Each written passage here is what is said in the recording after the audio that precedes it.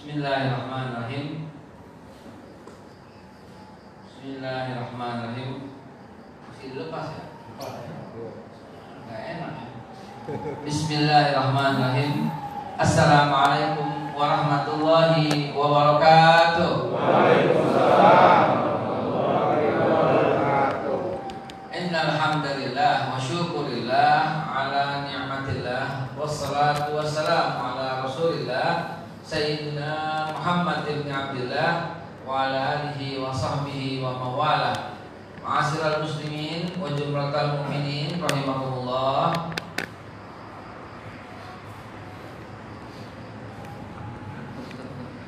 Ya Allah, digelarin begini gimana? Ma'asyiral muslimin wa jumratal mu'minin rahimakumullah.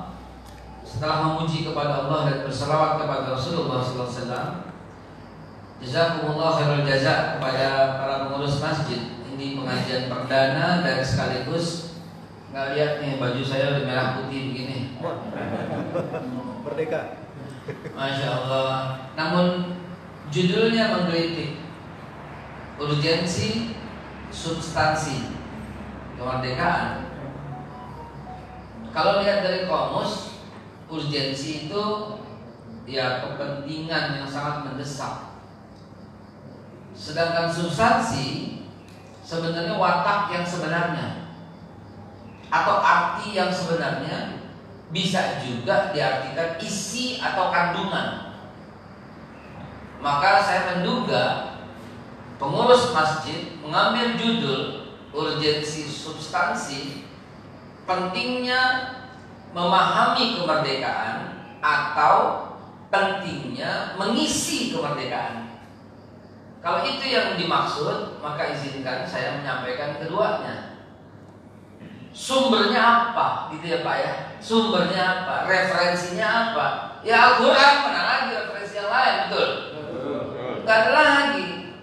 Allah firman-Nya, sanurihim ayatina fil afaqi wa fi anfusihim hatta yatabayyana lahum annahu bunyi Quran hak. Akan kami tampakkan. Kalau sekarang ada orang yang belum yakin, pasti suatu saat akan yakin. Akan kami tampakkan tanda-tanda kekuasaan kami di segenap ufuk barat, timur, utara, selatan. Karena jamak di situ. Ya, minal afaq wa fi anfusihim, sampai setiap diri orang yang beriman, walaupun yang nggak beriman, sampai setiap diri mereka, annahul haq, Allah, Quran itu hak. Jadi ya referensinya Quran, dan Al-Quran jangan salah, ini pegangan umat manusia, bukan cuma umat Islam. Karena firman Allah banyak sekali yang mencantumkan hudalin nas, Quran itu petunjuk buat umat manusia, bukan cuma buat umat Islam. Tau'an wa karhan, baik yang secara ngaku terang-terangan rela maupun yang nggak ngaku, nggak rela, nggak terang-terangan, pasti rujukannya Al-Quran. Saya berani jamin Pak. Ini tesis saya soalnya, disertasi saya.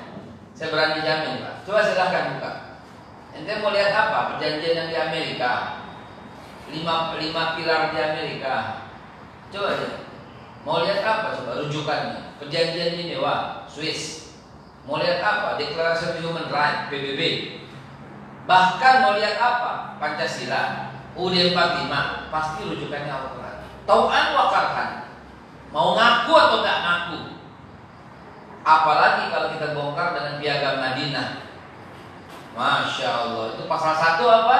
Persamaan derajat. Nggak ada perbedaan manusia. Mau sipit, mau mancung, mau pesek, mau belok, mau rambutnya kuning, merah, nggak ada.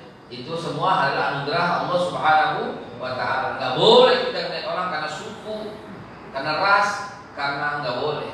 Nah itu nggak diizinkan oleh Rasulullah Sallallahu Alaihi Wasallam. Karena Allah yang menjadikan min dzakari wa unsa wa ja'alnakum syu'uban wa qabaila. Allah yang menjadikan bersuku-suku, berbangsa-bangsa, itu hak Allah Subhanahu wa Ta'ala. Itu yang terapkan Nabi Muhammad tahun 620. Coba 622 deh begitu deh kalau biaya pendapatnya. Sedangkan pada tahun itu nggak ada yang terapkan itu. Ya, di belahan utara atas, ya ada Heraklius. Kalau nggak Nasrani diusir dari Romawi. Coba. Di sebelah timur ada Konfuse. Kalau nggak agama itu diusir, dibunuh. Di sebelah tenggara atas, timur, barat, daya, timur, selatan, barat, utara. Timur laut ada kerajaan Persia. Kalau nggak ikut agama Persia, dibunuh. Coba. Tapi Rasulullah pada zaman itu mengatakan la ikraha fiddin, ini kemerdekaan. Nggak ada paksaan dalam agama, nggak ada. Setiap orang berhak kata Rasulullah kok. Mau ibadah bagaimana? Lakum dinukum waliyadin. Nggak apa-apa kata Rasulullah SAW. Ini kemerdekaan sebenarnya. Ini yang pertama kali kenakan Rasulullah Sallallahu Alaihi Wasallam. Yang lain belum ada kemerdekaan yang lain. Tapi Rasulullah yang pertama kali menegakkan. Perempuan di rumah nggak boleh keluar. Kata orang zaman dulu. Perempuan malu. Apa kata Nabi? Al-jannatu tahta aqdamil ummahat. Coba. Siapa yang lebih berhak atas diri seorang laki-laki? Ibunya. Coba. Dimuliakan setinggi-tingginya. Siapa yang mesti mendapat penghormatan? Ibumu. Kemudian ibumu. Kemudian ibumu. Cuma tafsir orang sekarang suka ngawur, mengartikan ibu mesti 3 begitu kan. Ibumu. Nah, ini kadang-kadang dipleset tapi nggak lucu gitu. Aduh ya Allah. Jamaah sekalian yang dimuliakan Allah Subhanahu wa taala, kalau patokannya Al-Qur'an maka kita ambil dari Al-Qur'an. Kalau patokannya libre atau liberal, ya merdeka itu ya boleh telanjang. Merdeka itu boleh berhak ngatur sendiri, nah itu merdeka. Tapi kan nggak begitu. Kalau patokannya Al-Quran, mari kita lihat sedikit saja sejarah, karena kita wakan nafsu maqaddamat lihat. Lihat dong yang dulu-dulu yang kita kerjain. Bukan cuma kita, lihat dong yang nabi-nabi zaman dahulu kerjain. Lihat buat besok sehingga kita tahu bagaimana bersikap dengan keadaan. Apa hakikat merdeka bagi seorang Ibrahim alaihissalam? Ini sensitif nih. Sensitif ini. Ini yang bikin orang suka protes. Kenapa ya kalian lunak? Gitu. Loh kita kan mesti ngomong apa adanya. Merdeka, manusia merdeka. Suka nggak suka, dalil gimana coba? Ya, suka nggak suka, kan kita lagi ngomong dalil. Yang membuat Ibrahim merdeka itu apa coba? Dia terbebas dari Namrud, walaupun dirinya dibakar. Itu kan hakikat kemerdekaan. Mengisi kemerdekaan bagi Ibrahim adalah mengisi dengan kalimat tauhid, la ilaha illallah. Kalau dibongkar lebih dalam lagi, Ibrahim alaihissalam itu tidak pernah mengikuti ibadahnya Namrud. Tapi nggak ada masalah buat Namrud. Coba dibuka dalam kitab tafsir Ibnu Katsir atau dalam kitabnya khusus Qasasul Anbiya. Coba dibaca di situ. Itu Ibnu Katsir menulis Ibrahim itu sejak muda diajak untuk ikut menyembah berhala, tapi dia nggak mau. Dan masalahnya apa? Nggak ada masalah. Dia bisa hidup sampai dewasa. Masalahnya adalah ketika dia memprotes. Jangan menyembah berhala. La ilaha illallah saja. Itu baru mulai terjadi bentrokan. Itu dia. Jadi berbeda itu boleh, dan itulah substansi. Kalau nggak boleh mesti sama terus, inilah penjajahan yang sebenarnya. Gitu. Pemerintah kita bagaimana? Kita hargai orang yang kritik ke bintang. Betul nggak? Betul. Cuman saya kritik terus sampai ke buah bintang ya. Ada itu nggak mau ya. Jadi jamaah sekalian dimuliakan Allah, Itulah Nabi Allah Ibrahim alaihissalam. Bagaimana dengan Musa alaihissalam? Bagaimana dengan Nabi Musa? Bapak Ibu, kalau kita ngaji mantik, bayan, ngaji logika, ngaji ilmu di balik ilmu, bukan cuma letterlek apa yang tertulis, maka kita akan mendapati satu kesimpulan yang luar biasa. Apa itu? Pernah nggak Nabi Musa musyrik? Pernah nggak? Nggak pernah. Kata Rasulullah, aku berasal dari sulbi yang suci. Ayahnya Abdullah tidak pernah menyembah berhala dan berasal dari kakek yang suci. Abdul Muthalib tidak pernah menyembah berhala dan berasal dari kakeknya yang suci. Dan Allah jaga kesucian itu sampai Nabi Allah Ibrahim alaihissalam. Nggak ada keturunan Nabi yang budak. Salah dibilang Siti Hajar seorang budak, ngaji di mana? Agak, Hajar itu anak raja, tauhid.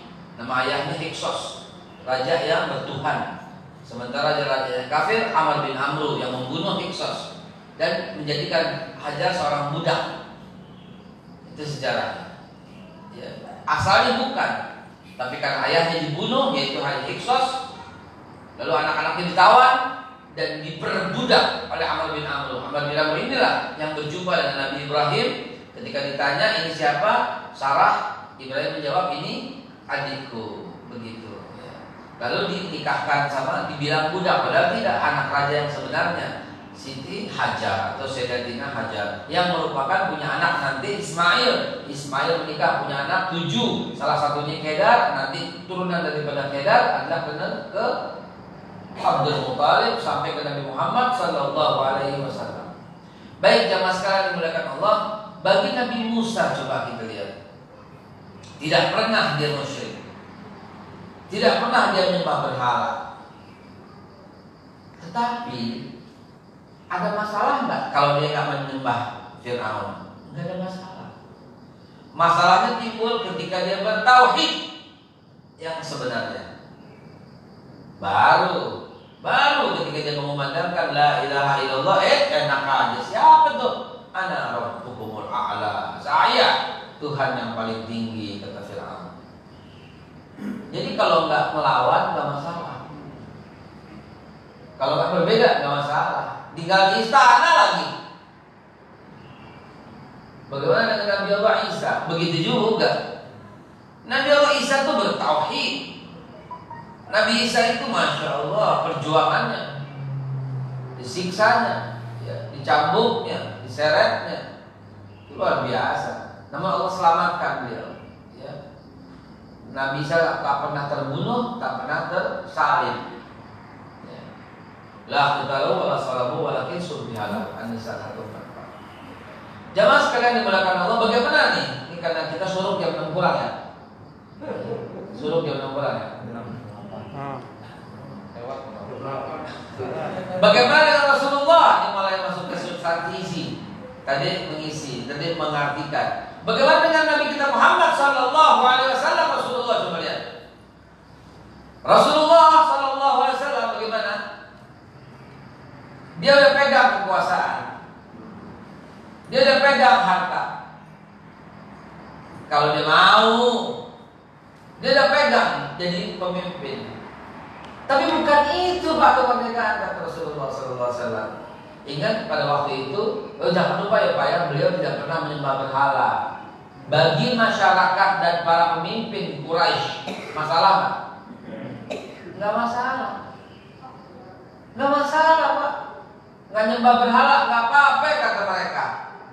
Asal jangan berkata la ilaha illallah. Karena la ilaha illallah adalah memerdekakan. Tuh begitu. To liberate, ya, not to be conquered. Jadi Rasulullah Sallallahu Alaihi Wasallam sejak dulu sholat dan bertauhid, sejak muda. Gak ada itu mundi-mundi nasib, gak ada. Ikut penyembahan berhala, gak ada. Ikut, gak ada sama sekali. Rasulullah bertauhid murni. Dan ketika beliau menyampaikan kalimat la ilaha illallah, baru ada masalah. Baru, wah ini bisa mengganggu bisnis. Itu pertama begitu. Bisa mengganggu bisnis yang pertama. Maksudnya apa mengganggu bisnis? Karena masing-masing diberikan Tuhan. Masing-masing dikasih Tuhan. Setiap kabair dikasih Tuhan. Setiap kabair dikasih Tuhan. Setiap kabilah dikasih Tuhan. Tuhan ditaruh di Ka'bah, sehingga mereka datang jauh-jauh, datang untuk menyembah itu. Nah, karena datang kunjungan, dibuatlah kios-kios toko. Kalau la ilaha illallah, kagak ada yang kunjungin Mekah. Kalau nggak ada yang kunjungin Mekah, kagak ada bisnis. Kalau kagak ada bisnis, kagak ada fulus. Ujung-ujungnya fulus akhirnya. Maka Nabi boleh ibadah, asal jangan ganggu Tuhan itu. Rasulullah ditawarkan semua kan. Abu Sufyan yang datang ke Abu Thalib, paman Nabi yang sangat melindungi Nabi. Apa yang dibilang Abu Sufyan? Ya Abu Sufyan, ya Abu Thalib, kata Abu Sufyan, in kana yuridu malan, kalau dia ingin mal harta, ja'alnahu aktsarana malan, niscaya kami jadikan dia aktsarana malan alaina, harta yang lebih banyak dari kami.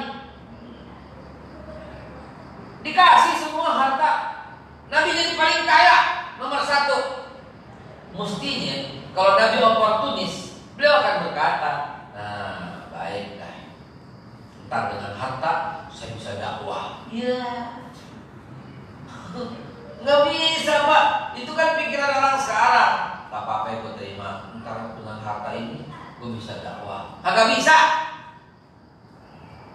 Yang kedua ditawarkan apa? Sama Abu Sufyan, in kana yuridu jahan, ja'alnahu sayyidan alaina. Yang penting nih, jahan itu dalam bahasa Arab itu pemegang otoritas pembuat undang-undang. Nabi dijadikan yang punya harta sekaligus pembuat undang-undang di Quraisy. Nabi terima? Enggak, bukan itu tujuan Islam. Enggak cukup, kata Abu Sufyan, dikasih yang ketiga. Ini lebih dahsyat. Dirubah sistem, dia jadi pemimpin. In kana yuridu mulkan malaknahu alaina. Kalau pengen jadi raja, niscaya kami jadikan raja. Coba. Kalau Nabi berkata, ini dia, saya jadi pemimpin, ntar saya bisa rubah sistem. Kagak, bukan itu tujuan Islam. Maka umat Islam salah kaprah ketika mendukung orang untuk menjadi seorang presiden. Yang kita perjuangkan bukan itu. Kalau mengerti sejarah, yang kita perjuangkan adalah syariat mesti tegak, mesti boleh orang menjalankan Islam tanpa ada yang ganggu. Itu hak kemerdekaan. Itu betul-betul bertuhan Allah Subhanahu wa Ta'ala. Itu yang kita perjuangkan. Alhamdulillah di Indonesia gak ada masalah soal itu. Gak ada masalah soal Indonesia. Antum gak akan ditangkap kalau menjalankan agama. Enggak. Antum ditangkap kalau antum fitnah, kalau hoax, kalau mencaci, kalau memaki, baru itu kena undang-undangnya. Tapi menjalankan agama negara itu berdasarkan ketuhanan yang Maha Esa. Dan setiap orang berhak untuk beribadah sesuai dengan agama dan kepercayaan masing-masing. Undang-undang pasal 29 itu negara punya aturan. Ente mau ngapain kayak kalau soal ibadah nggak ada masalah. Lah ini kok nggak rapat-rapat karena COVID. Kalau rapat berbahaya, nggak usah selaman dulu karena kita nggak tahu. Karena penyebarannya dari cipratan. Kalau udah kering nggak ada masalah, masih basah itu berbahaya. Karena itu kita jaga jarak. Itu menghindarkan darurat, gitu. Ya, boleh dalilnya ya pakai dalil darurat. Jangan mentang-mentang saya diprotes ketika mengusulkan ini. Diprotesnya perintah Nabi itu sawu sufahu, rapat. Begini nggak rapat. Dalilnya dipakai bukan itu. Dalilnya nggak salah, aplikasinya yang salah. Jadi dalam keadaan kayak begini, kita mengutamakan keselamatan. Ini udah darurat ini. Toh pada waktu hujan badai, azannya juga sholat fi buyutikum. Ya kan, sholatlah di rumah-rumah kalian. Pada waktu hujan badai. Kenapa ya takut basah? Gitu kan? Enggak. Yang karena takut berbahaya. Begitu juga dalam COVID. Kalau ada di masjid ini, saya usul pengurusnya, auzubillah, atau jamaah aktifnya terkena, nah kita tutup ini 14 hari. Begitu. Undang-undangnya begitu, daruratnya kayak gitu kan.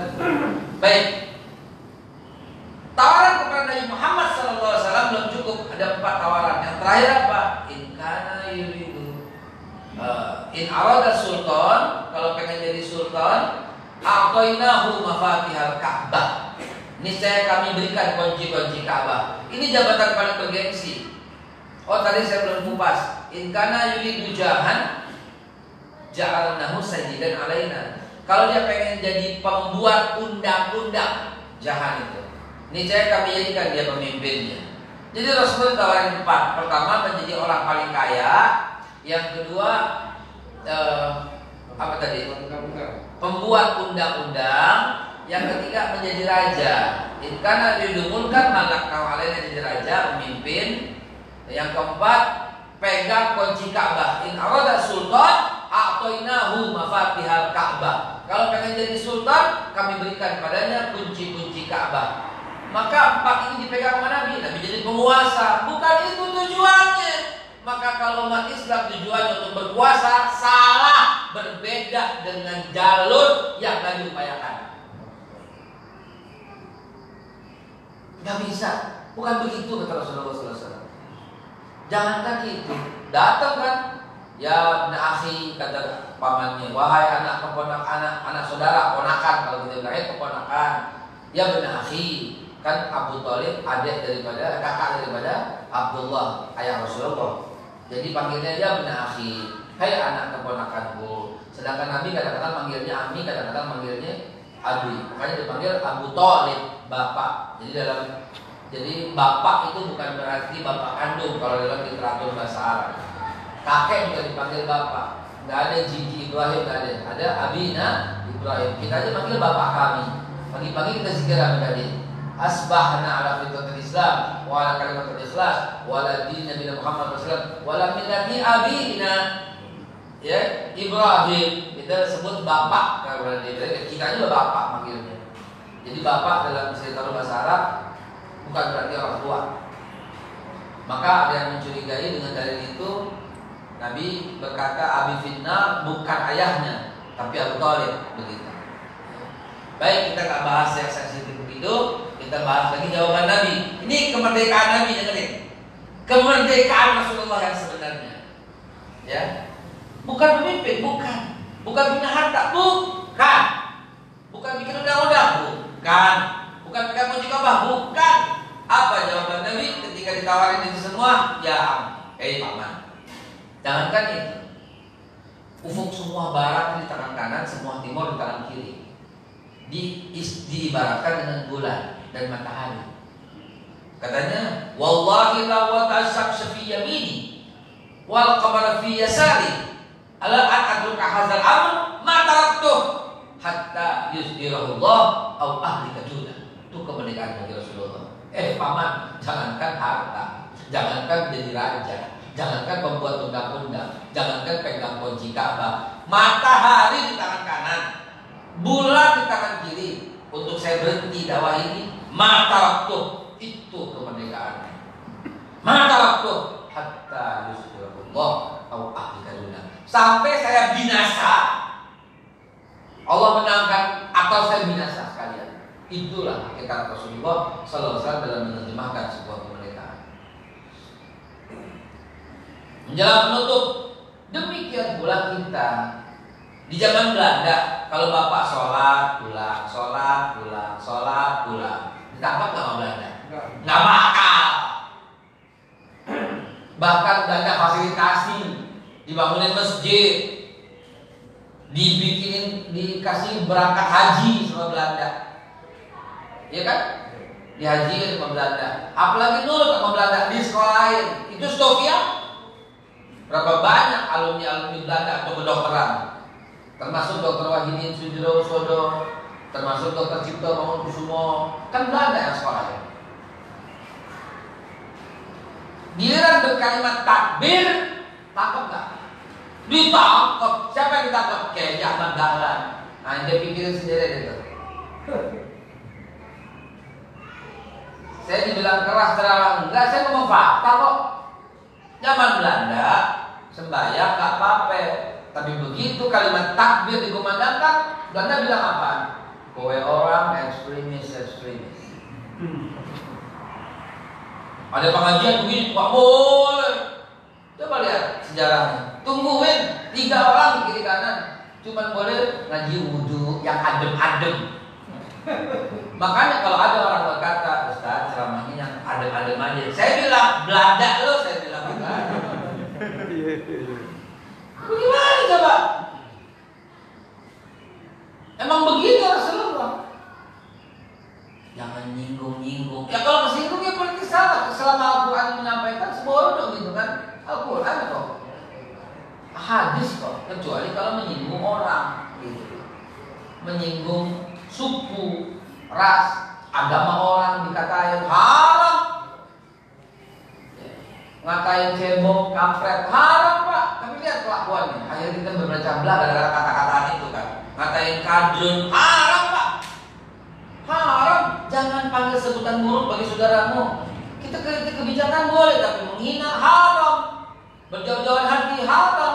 Begitu kita katakan dengan sebaiknya. Wala tabaghadu, wala ta'asadu, wala tadabaru, wa kunu ibadallah ikhwana. Zaman Belanda begitu, mesti kita ceritain apa adanya. Jangan kita tutup-tutupin. Kalimat takbir, kalimat tauhid yang paling nggak boleh dikumandangkan oleh Belanda karena mengganggu. Dia mesti taat sama saya, kata Belanda. Kalau taat sama Allah nggak boleh. Selama saat sama dia nggak apa-apa. Zaman Jepang begitu juga. Begitu hormat sama Jepang boleh. Tapi begitu Tengku Abdul Jalil di Aceh sana, di pesantren John Plain, mengumandangkan la ilaha illallah dan tidak mau hormat atau ruku ke matahari, tangkapin semua. Tangkapin. Kan yang pertama kali ditangkap sama Jepang Tengku Abdul Jalil dan pesantrennya. Begitu juga zaman Belanda. Saya mundur sebentar. Kalau nurut aman, kalau nggak nurut, Belanda pasang. Belanda pasang orang yang mau dibayar sama Belanda. Belandanya kan dikit yang datang Pak. Belanda datang berapa cuma 7 kapal dipimpin oleh Kolonel Cornelius de Houtman. Tapi bisa menjajah Indonesia karena banyakkan pengkhianat yang digaris kurus Belanda. Dia berkata merdeka, dia punya jiwa terkungkung dan terikat oleh Belanda. Siapa mereka? Tuh Demang Kebon Pala yang nakut-nakutin masyarakat Tanah Abang. Maka muncullah hakikat kemerdekaan oleh Haji Sabeni, melawan Belanda. Nah jadi yang ditangkap Haji Sabeni. Di Kemayoran begitu juga. Ya, Demang Ancol dibayar, Demang Kemayoran dibaca. Muncullah GI. Gitu. Di Marunda begitu juga, di Ronggolong begitu juga muncul Pitung. Ya, diplesetin sejarahnya katanya 7 orang ke depan. Sejak kapan orang Betawi nyebut 7 pintu? Sejak kapan itu? Yang arah sejarah nggak mikir banget. Yang ngobrol berubah-ubah. Ya. Pitung ke Abdurrahman, panggilannya Pitung. Begitu juga di Condet, nggak mau. Maka ada mat gendut, ada tong gendut sebagai pahlawan di sana, simbol perlawanan terhadap Belanda. Guru-guru nggak mau. Maka ketika kita punya warna bendera merah sama putih, itulah kemerdekaan yang sebenarnya terhadap Belanda. Ya. Itulah hakikat merdeka bagi para alim ulama zaman itu. Dia yang maksa Bung Karno untuk meneriakkan kalimat proklamasi kemerdekaan. Salah satunya siapa? Pelopor dan guru Bung Karno, Habib Ali bin Abdurrahman Al-Habsyi Kuita. Habib Ali bin Abdurrahman Al-Habsyi Kuita. Itu pidatonya sangat heroik pada tanggal 17 Agustus pas Ramadan, hari Jumat tanggal 17. Apa yang pidatonya dia? Hari ini kita sudah punya warna bendera sendiri. Selama ini merah putih biru nggak mau. Pertanyaan Habib Ali kepada muridnya yang diutus untuk ke jalan proklamasi dulu kejaksaan, tanya pertamanya gini, apa warna benderanya? Merah sama putih baik. Nanya khotib dan ceramah soal itu. Hari ini kita kibarkan merah putih di seluruh Indonesia, di seluruh jalan. Maka akhirnya di jalan Kuitang, jalan Mangga, Kuini dan sebagainya semua itu semua beredar warna bendera merah sama putih untuk membela negara Indonesia. Yang pertama kali itu pelopor habaib karena masih pada takut sama Jepang. Kibarkan. Di situ ada Habib Ahmad bin Muhammad Al-Haddad Condet. Dia pulang ke Condet, dikibarkan seluruh Condet warna merah sama putih, saudara. Di situ ada Gunung Mansur jembatan 3. Dia pulang ke jembatan 3, dia kibarkan, dia naik, dikibarkan warna bendera merah sama putih. Itu waktu dikibarkan Jepang tembak. Jepang tembak dan sampai sekarang itu gak diperbaiki masjidnya, banyak peluru Jepang yang tidak kena tubuhnya satupun. Guru Mansur, kakek daripada Ustadz Yusuf Mansur. Di Jalan Bautista begitu juga, ya. Habib Salim bin Ahmad bin Jendan, Habib Salim Jendan itu mengubarkan, beliau pakai imamah warna merah, bajunya warna putih, keliling meledek Jepang. Begitu. Semua tuh para ulama, para habaib gitu. Nggak ada yang takut-takut. Itulah merdeka yang sebenarnya. Dia kibarkan warna bendera merah sama putih. Nah, itulah akhirnya tanggal 18-nya ditangkepin semua. Ditangkepin. Sementara orang tua masih berunding. Gitu. Ada 9 panitia yang merumuskan. Sementara di lapangan ditangkepin. Habib Ali ditangkap, Habib Ahmad ditangkap, tangkap semuanya. Ya, ada catatannya semua. Ditangkap, dibawa, diseret, digecek, tangannya digecek. Diinterogasinya di bawah, tapi pakai ini. Gitu, didudukin. Sampai pada patah jari-jarinya. Yang merdeka siapa? Yang duduk apa yang di bawah? Orang berkata, wah, belum selesai perjuangan. Gitu. Waktu Nabi Ibrahim dibakar, yang merdeka siapa? Yang membakar apa yang dibakar? Waktu Nabi Musa dikejar, yang merdeka siapa? Yang kejar apa yang dikejar? Waktu Nabi diusir dari Mekah ke Madinah, yang merdeka siapa? Yang usir apa yang diusir? Kita sering ketipu. Waduh, kalah deh. Belum kelar. Ente gak paham perjuangan. Allah tidak pernah minta hasil, tapi Allah melihat proses. Proses yang Allah lihat. Balik lagi, maka akhir zaman Belanda, itulah kemerdekaan yang sesungguhnya. Maka kita meneriakkan kalimat takbir, kan simbolnya itu kan, ya kan? Akhirnya 9 orang masih berkumpul dalam PPKI bersidang. Ada Bung Karno di situ, ada Bung Hatta di situ, ada Bung siapa? Mr. Yamin, Muhammad Yamin, ada Abi Kusno, ada Haji Abdul Salim, ada Kak Muzakir, ada Mr. Maramis, wakil dari yang Kristen. Siapa lagi yang kami sebut? Ahmad Wahid Hashim. Siapa lagi? Satu lagi siapa? Oh, udah tadi. Abi Kusno. Ya, lupa namanya. Ya, kurang satu. Siapa kurang satu? Bung Karno, Bung Hatta, Haji Abdul Salim, Ki Bagus. 9 tuh. Ya. Nah, itu lagi sidang. Sidang bagaimana cara merumuskan negara. Maka akhirnya diputuskanlah sebuah lembaran bahwa sesungguhnya kemerdekaan itu adalah hak segala bangsa, dan karena itu menjadi resolusinya harus dihapuskan karena tidak sesuai dengan peri kemanusiaan dan peri keadilan. Dan perjuangan pergerakan rakyat Indonesia telah sampailah kepada saya berbahagia dengan selamat serta usaha mengantarkan rakyat Indonesia ke gerbang pintu kemerdekaan atas berkat rahmat Allah yang Maha Kuasa, dan didorongkan dengan keindahan yang luhur supaya berkehidupan kebangsaan yang bebas, maka ini rakyat bisa menyatakan kemerdekaan. Dan untuk membentuk sesuatu, nah ini dia yang melindungi. Nah ini hakikat kemerdekaan, melindungi segenap tumpah darah. Jadi terlindungi, mensejahterakan, mencerdaskan kehidupan bangsa. Nah ini amanah. Jadi melindungi semua, bukan cuma yang pro, yang kontra juga dilindungi. Ini amanah. Maka seorang bapak yang baik, ente punya anak deh, anak ente bandel satu, yang satu nurut, yang satu hafiz, yang satu berantem dulu. Semua anak ente sayang nggak semua? Ngawur nggak kalau ente kasih duit yang baik nih, gebukin tuh udah lo. Ngawur nggak? Ente paham lah maksudnya kemana? Gak usah gue jelasin. Bapak yang bijak tuh begitu. Bapak yang hebat tuh begitu. Nggak boleh anaknya gitu-gituin. Kita ini anak. Saya termasuk yang bandel. Biarin. Jadi nggak boleh. Yang bandel itu disayang, yang baik juga disayang.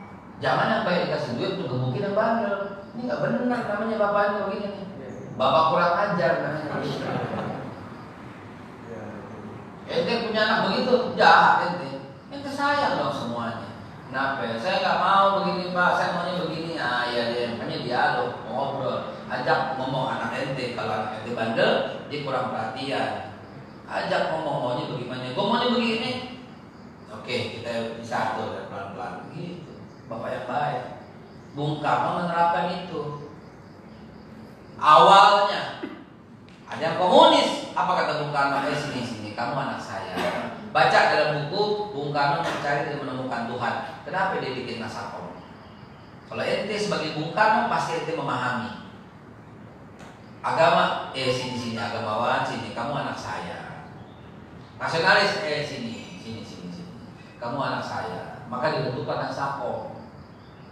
Kalau adil mungkin bisa dirangkul semua. Ternyata si bapak nggak adil. Saya ngomong sejarah pak. Kenapa nggak adil? Lah, ditangkap-tangkapin ulama, sementara berangkul-rangkulan sama Aidin. Betul masalah semua? Nggak adil, dekatnya sama komunis. Coba Buya Hamka ditangkap, Syahrir ditangkap, Muhammad Nasir ditangkap, teman seperjuangan. Tahun 59 Pak Nasir keliling seluruh Indonesia. Jangan mau terima konferensi meja bundar sama Belanda. Enak aja Indonesia 16 negara bagian. Betul? Kalau itu terjadi apa yang terjadi? Kita negara serikat.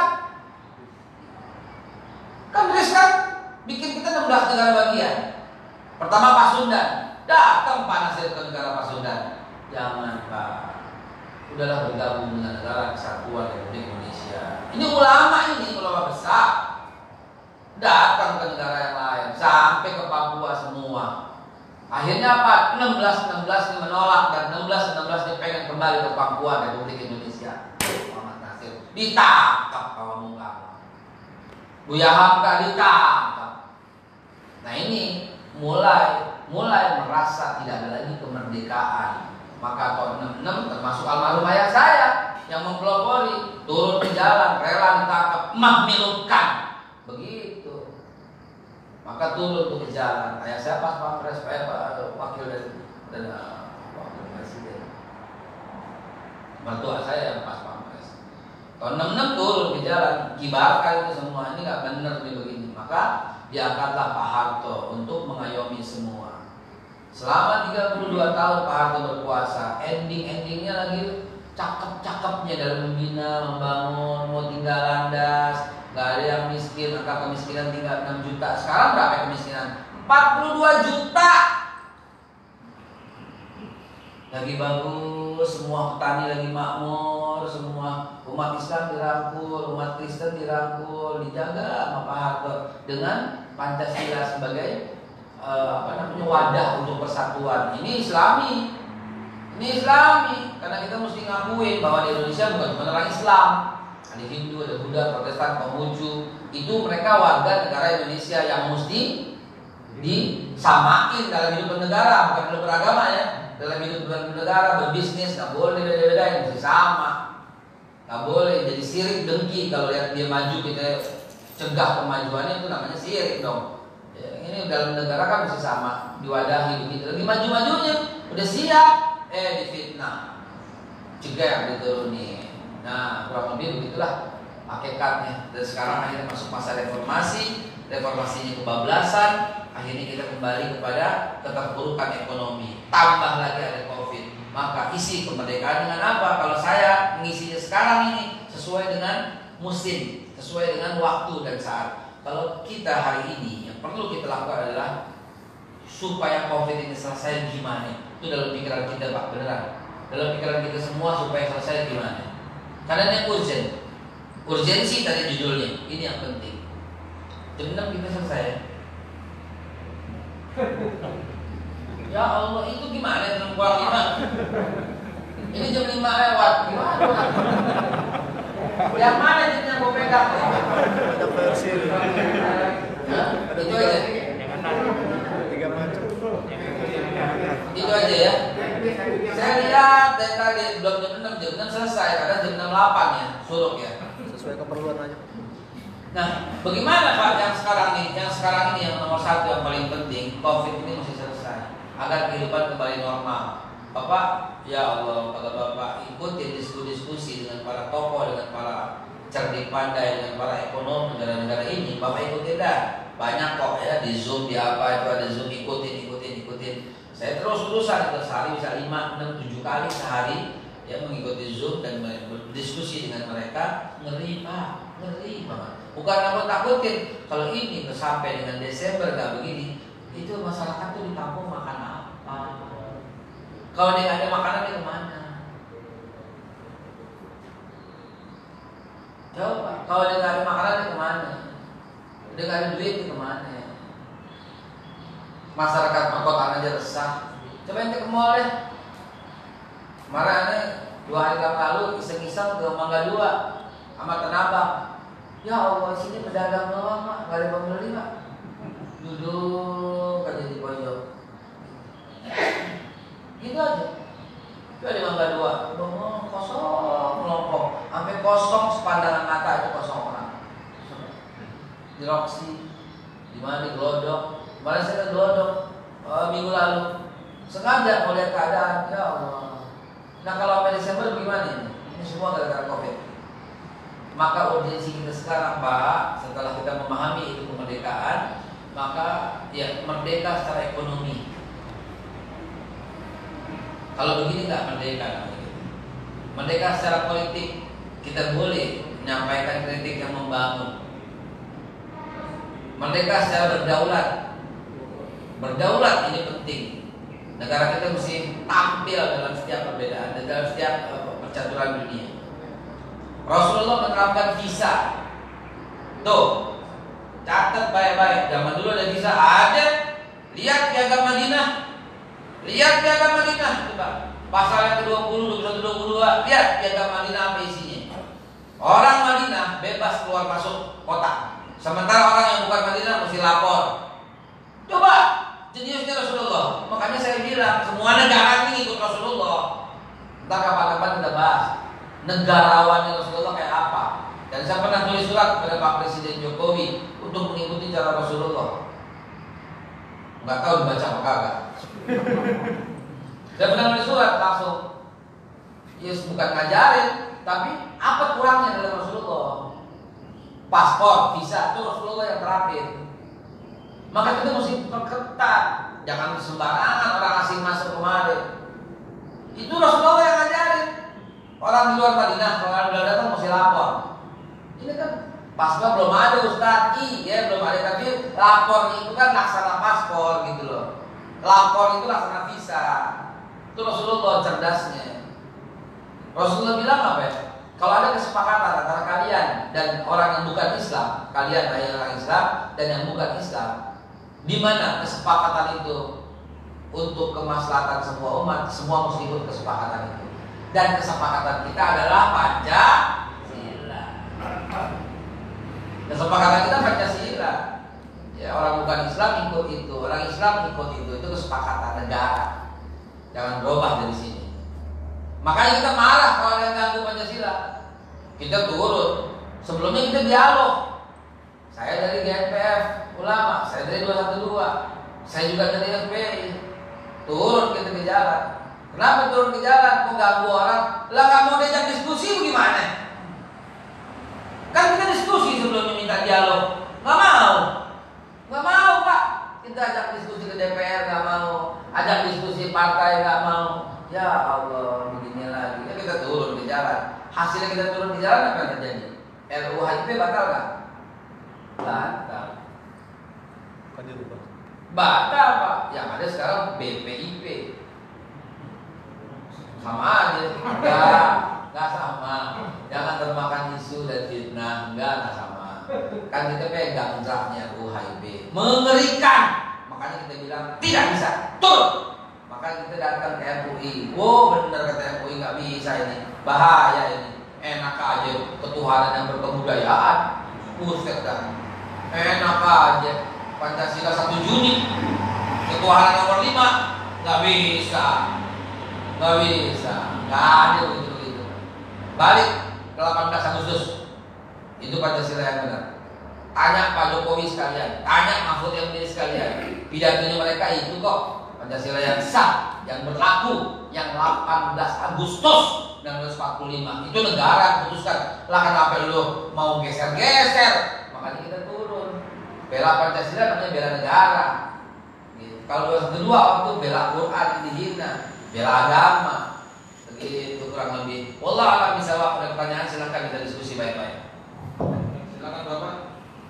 Kalau ada yang mau bertanya.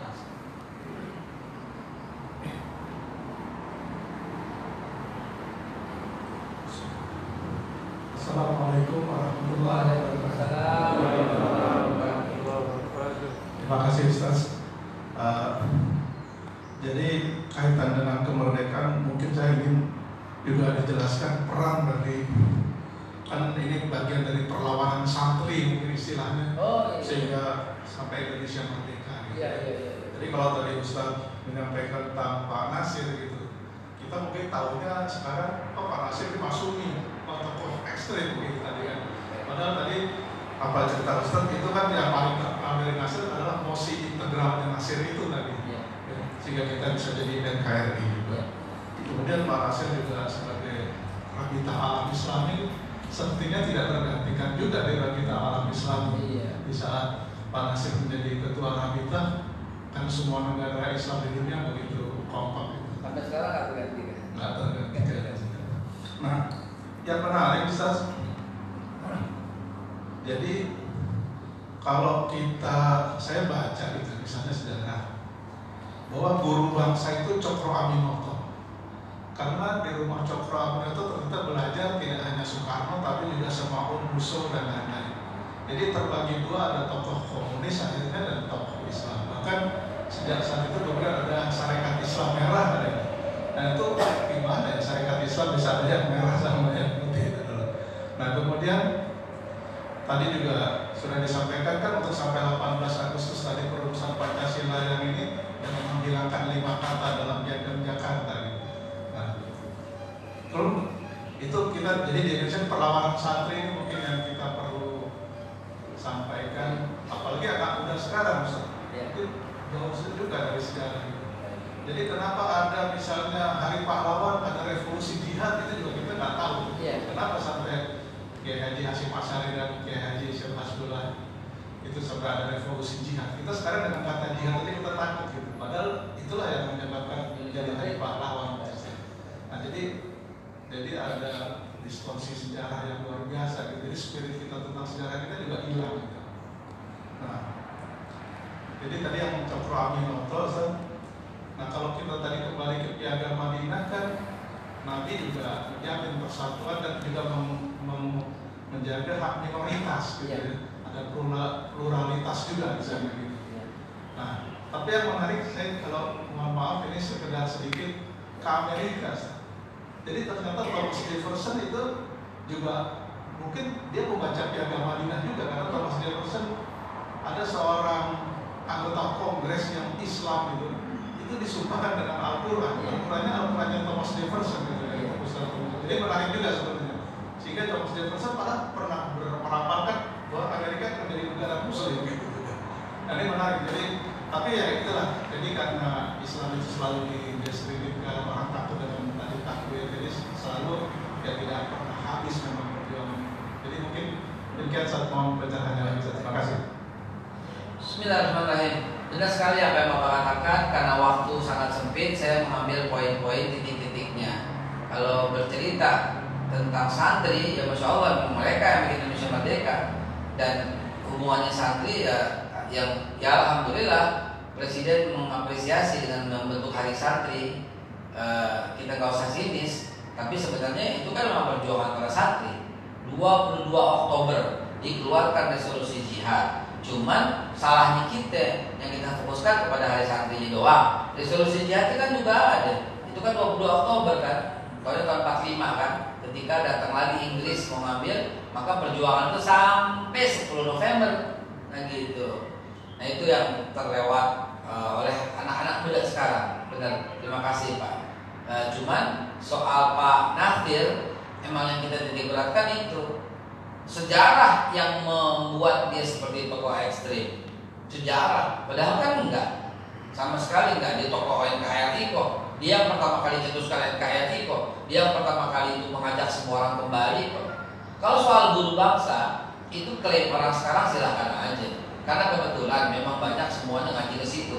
Tapi jangan lupa, yang pertama kali mempertemukan Cokro Aminoto dengan Agus Salim dan Bung Karno siapa?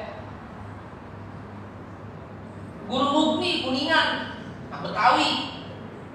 Itu Guru Mugni yang mempertemukan pertama kali. Jadi Bung Karno ketemu Agus Salim masih ada fotonya.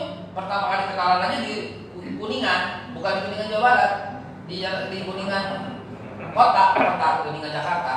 Itu ketemunya di rumah Guru Mugni. Cucunya itu saksinya tuh sampai sekarang, Kiai Dr. Ahmad Salim Fatullah. Iya, guru hadis S1, S2, S3 hadis tuh. Ya.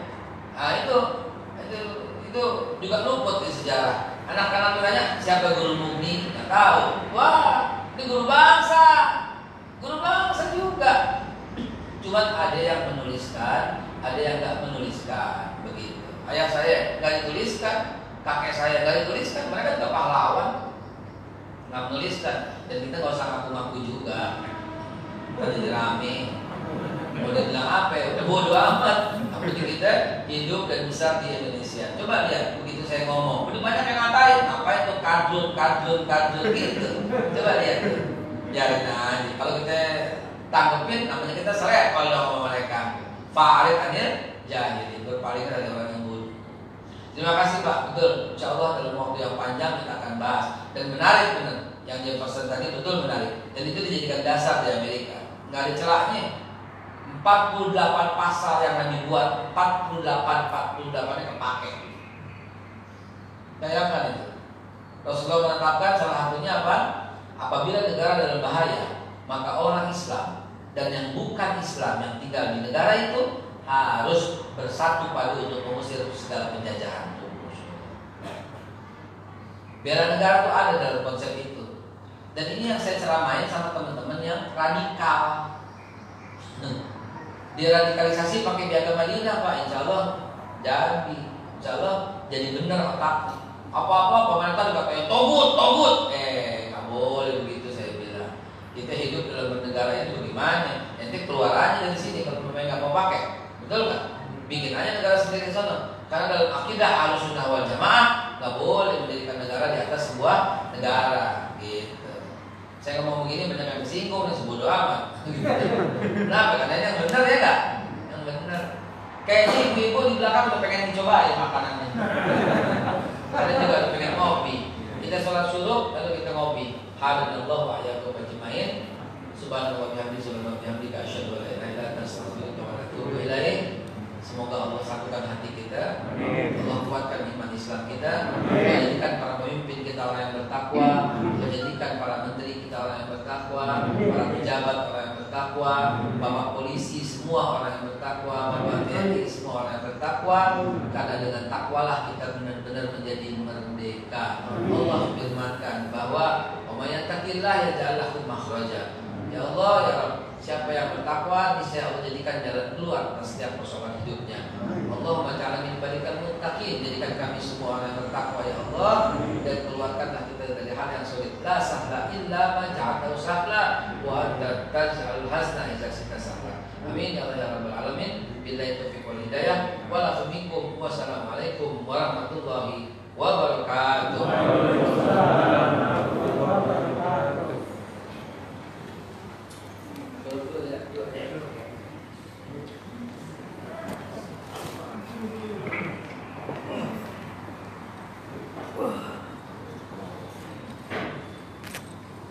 Ustaz. Belum. Selesai.